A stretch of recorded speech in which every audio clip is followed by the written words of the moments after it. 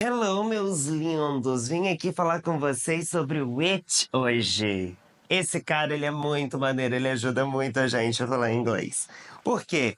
O It, ele pode ser coisas, animais ou objetos. Lembrando, quando a gente está falando de animal e a gente sabe o sexo daquele animal, a gente vai falar he ou she, né? No caso, se eu tiver um pet, eu sei se é macho ou fêmea, eu posso falar he ou she. Mas se for um cachorro que tá muito longe, não dá pra eu ver se é macho ou fêmea, eu chamo de it. Todo mundo já entendeu essa parte. Beleza. Então o it, ele pode ser uma árvore, ele pode ser um país, ele pode ser a chuva, ele pode ser uma borboleta, o sol, uma casa, um olho, um carro. Eu tô explicando os desenhos porque eu não sou o melhor desenhista do mundo. Mas é isso, tudo aqui nesse quadro pode ser um it. Menos esse bonitinho aqui, ele não é it. Na verdade, ele é um boneco, então é it, no final das contas. O it, ele não vai ser usado só para se referir a coisas ou objetos ou animais. Em alguns casos, a gente vai usar o it de uma forma que em português fica um pouco difícil da gente entender. E é por isso que eu resolvi fazer um vídeo só para isso. Em inglês, toda frase tem que ter uma ordem que é muito fixazinha. A gente sempre tem que ter sujeito, verbo e complemento. Só que em português, a gente tem uma coisa chamada de frase sem sujeito ou frases com sujeito oculto.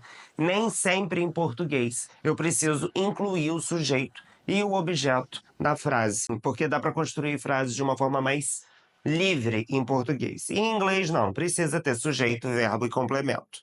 Né? O complemento a gente pode entender como objeto. Então, em algumas frases em português que não tem sujeito, o it vai me ajudar a formar a frase, porque ele é o único pronome impessoal.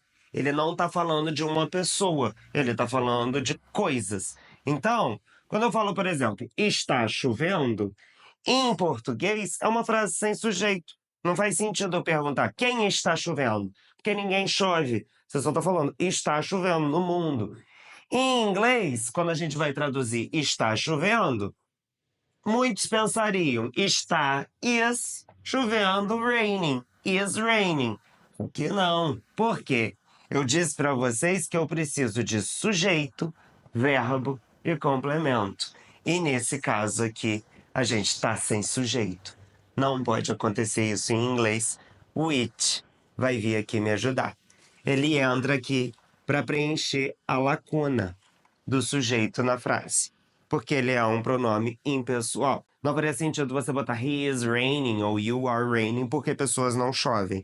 Mas it is raining faz sentido, tem que usar. Em suma, você nunca vai começar uma frase que em português começa com está ou é, e em inglês só usar is. Não existe só usar is em inglês. O is ele tem que estar acompanhado de alguém. E se você não está falando de uma pessoa, vai ser it is.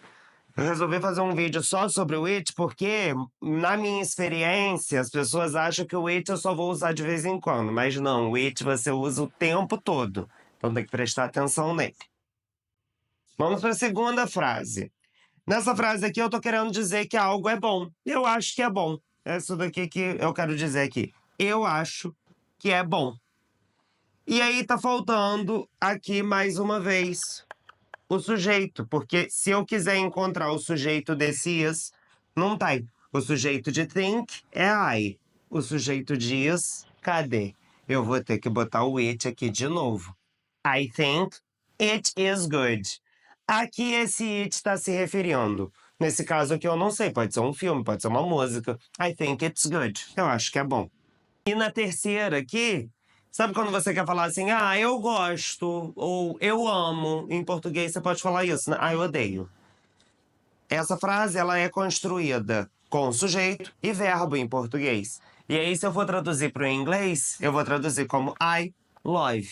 Só que aí fica faltando eu terminar a frase. E mais uma vez, o it vem aqui preencher a lacuninha. Um conceito um pouco estranho pra gente, porque o it nessas situações ele não teria tradução. A gente não usaria nada aqui no lugar onde está esse it. Então a gente tem que prestar atenção que a estrutura dos dois idiomas pode ser parecida em alguns casos, mas de vez em quando tem coisas que é realmente diferente, porque a estrutura é diferente. Em português, existe frase sem sujeito e existe frase com sujeito oculto.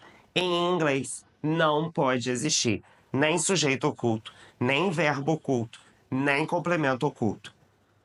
Por enquanto. Quando as coisas se complicarem mais lá na frente, aí talvez a gente pode ocultar uma coisa ou outra. Mas como você tá no nível básico, presta atenção nisso daqui. Lembra de usar o it, ok? Ficou dúvida? Manda mensagem pra gente, envia comentário, tudo isso que vocês já sabem, né? Que eu tô aqui, ó, pra explicar em inglês pra quem precisa. Então vem conversar comigo, ok? See you, bye bye.